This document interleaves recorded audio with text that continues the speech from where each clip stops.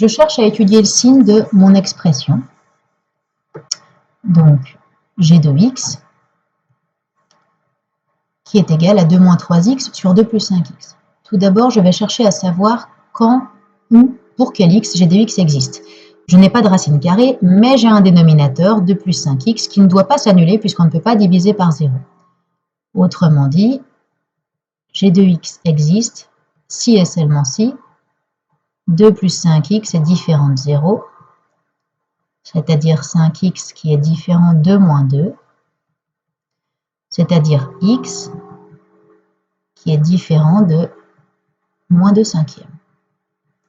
Autrement dit, mon ensemble de définition de G, c'est l'ensemble des réels privé de moins 2 cinquièmes. Je peux également l'écrire sous forme de réunion d'intervalles. Moins l'infini, moins 2 cinquièmes, exclu, union, moins 2 cinquièmes exclu, plus l'infini.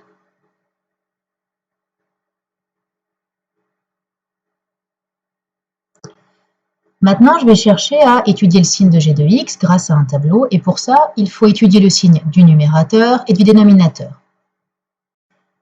Je m'occupe du numérateur, 2 moins 3x. Je cherche à savoir quand il est positif et quand il est négatif. Donc là, je vais chercher tout d'abord à savoir quand il est positif.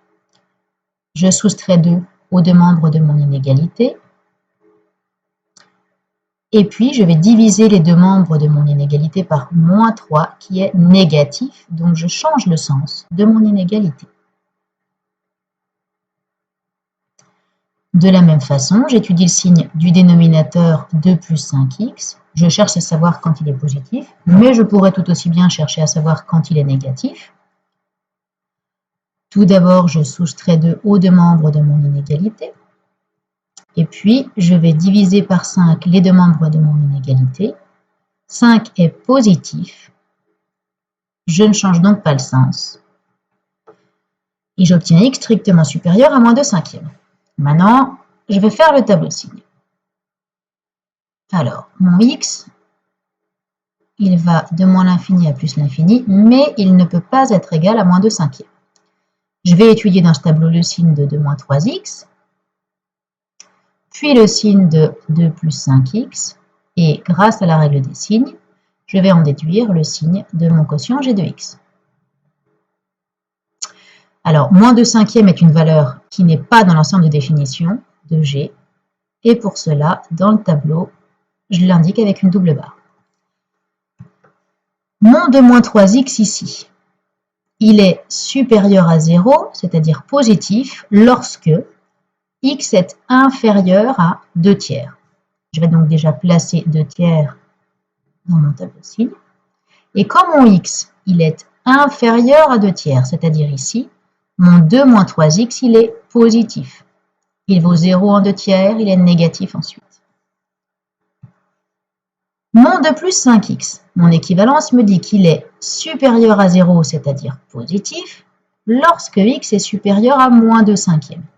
Moins 2 cinquièmes est déjà dans le tableau. Quand mon x est supérieur à moins 2 cinquièmes, mon 2 plus 5x, il est positif. Il vaut 0 en moins 2 cinquièmes, il est négatif auparavant. J'utilise donc la règle des signes. Plus divisé par moins, ça fait moins. Plus divisé par plus, ça fait plus. Moins divisé par plus, ça fait moins. Et puis 0 divisé par quelque chose, ça fait 0. Je descends donc mon 0 dans le tableau de signes.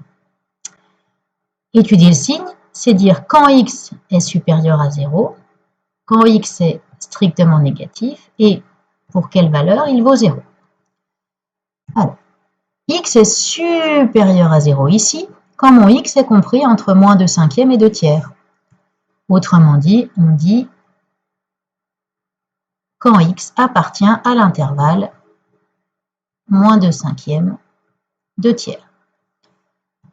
G de x est inférieur à 0, c'est-à-dire négatif, quand x est inférieur à moins 2 cinquièmes, ou ici, donc supérieur à 2 tiers.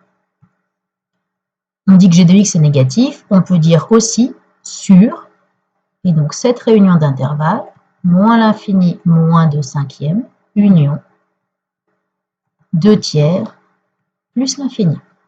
Enfin, g de x est égal à 0, on le voit ici. Donc c'est quand x prend la valeur 2 tiers. Et j'ai terminé d'étudier mon signe.